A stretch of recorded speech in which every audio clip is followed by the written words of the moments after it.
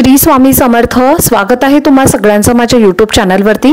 आजचा दिवस तुम्हा सर्वांना खूप छान सुखाचा आणि आनंदाचा जाऊ देत हीच मी स्वामींच्या चरणी प्रार्थना करते आणि आजच्या व्हिडिओला सुरुवात करते।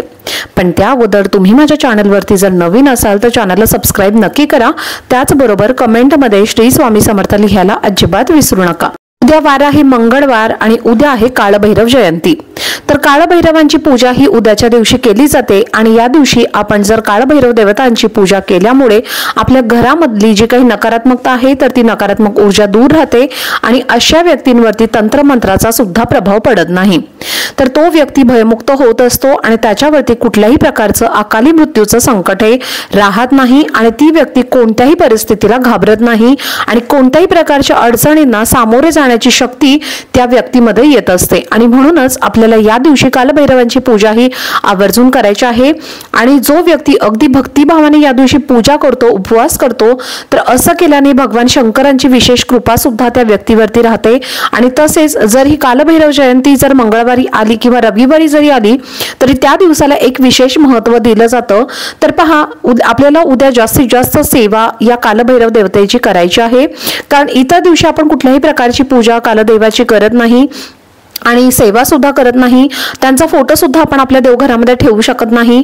त्यांची मंदिरं सुद्धा आपल्या आजूबाजूला खूप कमी असतात, कारण ते अतिशय उग्र स्वरूपाचं असल्यामुळे त्या रूपाला घाबरून सुद्धा किंवा त्या रूपाला घाबरल्यामुळे सुद्धा त्यांची सेवा आणि जास्तीत जास्त सेवा उपासना कोणी करत नाही।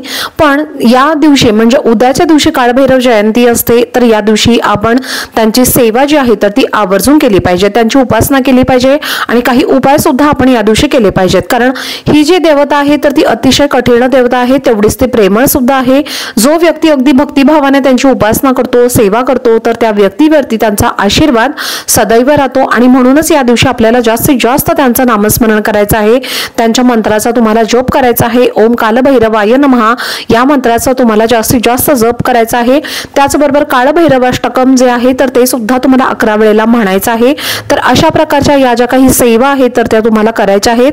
त्यासोबतच खूप सारे उपाय सुद्धा तुम्हाला उद्याच्या दिवशी करायचे मी शेअर केलेले आहेत। जर तुम्ही ते व्हिडिओ अजूनपर्यंत पाहिले नसतील तर ते व्हिडिओ नक्की पहा, आपल्या चॅनलवरती व्हिजिट करा आणि ते व्हिडिओ तुम्ही नक्की पहा। तर पहा, आता कालभैरव जे आहेत तर त्यांची मूर्ती किंवा त्यांचा फोटो जो आहे तर तो आपल्या देवघरामध्ये ठेवायचा नसतो, पण कालभैरव जर तुम्हाला ठेवायचा असेल तर तो तुम्हाला टाकाच्या स्वरूपात तुमच्या देवघरामध्ये ठेवायचा असतो।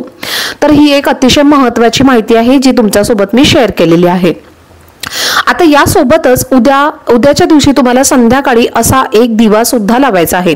हा दिवा लावल्यामुळे आपल्या कुटुंबावरती कुठल्याही प्रकारचं वाईट संकट, विघ्न, अडचणी येणार नाहीत। घरातील भांडणं, अडचणी, दोष हे सुद्धा दूर होतील आणि 7 पिढ्यांचं दारिद्र्य सुद्धा नष्ट होईल। घराची, मुलांची आणि आपल्या पतीची अगदी भरभरून प्रगती होईल। असा हा एक उपाय तुम्हाला मी आजच्या व्हिडिओमध्ये शेअर करणार आहे, त्यामुळे व्हिडिओ हा स्किप न करता शेवटपर्यंत नक्की पहा, जेणेकरून तुमच्यापर्यंत योग्य ती माहिती पोहोचेल। तर पहा, तुम्हाला उद्या संध्याकाळी चंद्राला अर्घ्य द्यायचा आहे। त्याचबरोबर तुम्हाला व्रत सोडायच्या आधी चंद्राला अर्घ्य द्यायचा आहे आणि मग हे तुम्हाला व्रत सोडायचं आहे। जर तुम्ही चंद्राला अर्घ्य न देता व्रत सोडलं तर तुमचं जे व्रत आहे तर ते घडलं जात नाही आणि त्याचं फळ सुद्धा तुम्हाला कुठल्याही प्रकारचं प्राप्त होत नाही। म्हणून तुम्हाला संध्याकाळी न विसरता चंद्राला अर्घ्य द्यायचं आहे आणि मगच तुमचं व्रत हे सोडायचं आहे। तर काळभैरवनाथांची जे जयंतीच्या दिवशी आपण जर व्रत केलं आणि ते चंद्राला अर्घ्य देऊन आपण जर उपवास जो आहे तर तो आपल्याला सोडायचा असतो, तरच तो उपवास आपला घडला जातो। तसेच या दिवशी आपल्याला कुत्र्याला आवर्जून एक चपाती सुद्धा खाऊ घालायची आहे, गोड चपाती तुम्हाला कुत्र्याला खाऊ घालायची आहे। तसेच तुम्हाला शक्य झालं तर तुमच्या जवळपास कालभैरवाचं मंदिर असेल तर तुम्हाला तिथे जिलेबीचा नैवेद्य सुद्धा दाखवायचा आहे। तो नैवेद्य तुम्ही प्रसाद म्हणून सुद्धा वाटू शकता। तर 1.25 किलो जिलेबीचा नैवेद्य तुम्हाला तुमची इच्छा पूर्ण करण्यासाठी दाखवू शकता तुम्ही। त्याचबरोबर तुमच्या मनातील जर एखादी इच्छा असेल आणि ती पूर्ण होत नसेल आणि ती इच्छा लवकरात लवकर पूर्ण होण्यासाठी 1.25 किलो जिलेबी नैवेद्य ठेवून तुम्ही प्रसाद म्हणून सुद्धा वाटू शकता। त्याचप्रमाणे या दिवशी तुम्हाला शक्य असेल तर 5 लिंबांची किंवा 10 लिंबांची माळ बनवा आणि तुम्हाला कालभैरवांना ती माळ अर्पण करायची आहे। तुमच्या गावामध्ये मंदिर नसेल, शेजारी मंदिर नसेल तर मग तुम्ही अगदी शिव मंदिरामध्ये जाऊन सुद्धा ही लिंबाची माळ अर्पण करू शकता। त्यामुळे कालभैरवांची कृपादृष्टी जी आहे तर ती आपल्यावरती सदैव राहते। आणि त्याचप्रमाणे आता मी जो तुम्हाला उपाय सांगणार आहे तर हा उपाय तुम्हाला उद्या संध्याकाळी करायचा आहे। प्रदोष काळी तुम्हाला हा उपाय करायचा आहे। संध्याकाळी 6:30 नंतर तुम्हाला हा उपाय करायचा आहे। घरामध्ये सुख शांती समृद्धी कायम टिकून राहण्यासाठी, घरातील भांडणं दूर करण्यासाठी, अडचणी दूर करण्यासाठी, कुटुंबावरती वारंवार संकट येत असेल तर ती नष्ट करण्यासाठी तुम्हाला हा उपाय करायचा आहे। यासाठी तुम्हाला एक मातीचा दिवा घ्यायचा आहे। प्रत्येक घरामध्ये मातीचे दिवे हे असतातच, तर एक मातीचा दिवा आपल्याला घ्यायचा आहे। नसेल तर तुम्ही इतर धातूचा दिवा घेतला तरी सुद्धा चालेल। त्या दिव्यामध्ये आपल्याला मोहरीचं तेल घालायचं आहे। त्यामुळे तुम्ही 99% प्रयत्न करा की आपण यामध्ये मोहरीचंच तेल घालू। आता तुमच्याकडे आता बघा, प्रत्येकाच्या घरामध्ये मोहरीचं तेल असतंच असं नाही। ज्यांना शक्य होईल त्यांनी आवर्जून ते बाहेरून विकत आणून सुद्धा घालू शकता आणि मोहरीचा तेलाचा दिवा तुम्ही लावा। पण ज्यांना शक्य नाही अशा लोकांनी तुमच्या घरामध्ये जे कोणतं तेल तुम्ही दिव्यासाठी वापरता, पूजेसाठी वापरता, तर ते तेल जे आहे तर ते सुद्धा तुम्ही वापरलं तरीही चालेल। फक्त त्या तेलामध्ये तुम्हाला थोडीशी चिमूटभर काळी मोहरी जी आहे तर ती टाकायची आहे। तर अशा पद्धतीने तुम्हाला जे काही शक्य होईल, तर तुम्हाला मी 2 ऑप्शन दिलेले आहेत, तर तुम्हाला जे शक्य होईल तर ते तुम्हाला या दिव्यामध्ये टाकायचं आहे। आता 2 वातींची मिळून तुम्हाला एक वात बनवायची आहे आणि त्या दिव्यामध्ये घालायची आहे, म्हणजे जोड वात तुम्हाला या दिव्यामध्ये घालायची आहे।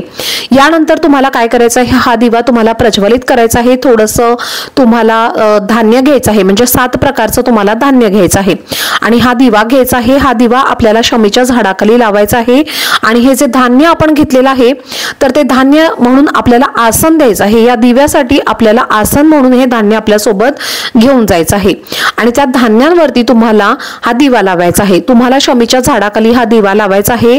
प्रदोष वेळेमध्ये तुम्हाला हा जो दिवा आहे तर तो लावायचा आहे, कारण आपल्या हिंदू धर्मामध्ये शमीचं जे झाड आहे तर ते अतिशय पूजनीय मानलं जातं। अगदी तुळशीप्रमाणे या शमीच्या झाडाला सुद्धा तितकंच महत्त्व दिलं जातं। भगवान श्रीरामांनी लंकेवरती हल्ला करण्यापूर्वी या विशिष्ट वनस्पतीची पूजा केली होती आणि त्यांना विजय प्राप्त झाला होता। तेव्हापासूनच शमीच्या झाडाला विशेष महत्त्व दिलं जातं। शमीचं झाड म्हणजे वनस्पती जी आहे ही, तर ती जीवनातील आपल्या सर्व वेदना, सर्व त्रास दूर करण्याचे काम करते आणि या वनस्पतीची जर आपण पूजा केली तर त्याचे शुभ फळ आपल्याला प्राप्त होत असतं। आणि या विशिष्ट तिथींवरती आपण ज्या वेळेला शमीच्या झाडाची पूजा करतो तर तेव्हा आपल्याला त्याचं 100% फळ हे प्राप्त होत असतं। त्याचप्रमाणे बघा, भगवान शिवशंकरांना पांढरे फूल हे अतिशय प्रिय आहे, तसेच भगवान शंकरांना शमीचं झाड सुद्धा अतिशय प्रिय आहे। तर पहा, उद्या कालभैरव जयंती आहे। कालभैरव हे भगवान शंकरांचं दुसरं रूप आहे आणि म्हणूनच आपल्याला एक दिवा तिथे शमीच्या झाडाच्या जवळ लावायचा आहे। हा दिवा लावल्यानंतर आपल्या घरामध्ये धनसंपत्ती, ऐश्वर्य वाढते आणि त्यामुळे आपल्याला असा एक दिवा उद्या संध्याकाळी शमीच्या झाडाच्या जवळ लावायचा आहे। जर तुमच्या घराच्या आजूबाजूला शमीचं झाड नसेल तर शनिवारी किंवा एकादशीच्या दिवशी तुम्ही शमीचं झाड नक्की आणून लावू शकता। शमीचं झाडाला सौंदर्य असं सुद्धा म्हटलं जातं। आता जर तुमच्या घरी शमीचं झाड नसेल किंवा तुमच्या घराच्या आजूबाजूला जर शमीचं झाड नसेल तर मग तुम्ही पिंपळाच्या झाडाखाली सुद्धा हा दिवा लावू शकता। तर अशा पद्धतीने उद्या हा संध्याकाळी नक्की आवर्जून हा उपाय करा। तर चला, झालेली सेवा ही मी स्वामी महाराजांच्या चरणी अर्पण करते। आजचा व्हिडिओ जर तुम्हाला आवडला असेल तर व्हिडिओला जास्तीत जास्त लाईक, शेअर आणि चॅनलला सबस्क्राईब नक्की करा। भेटूयात पुढच्या व्हिडिओमध्ये, तोपर्यंत सर्वांना श्री स्वामी समर्थ।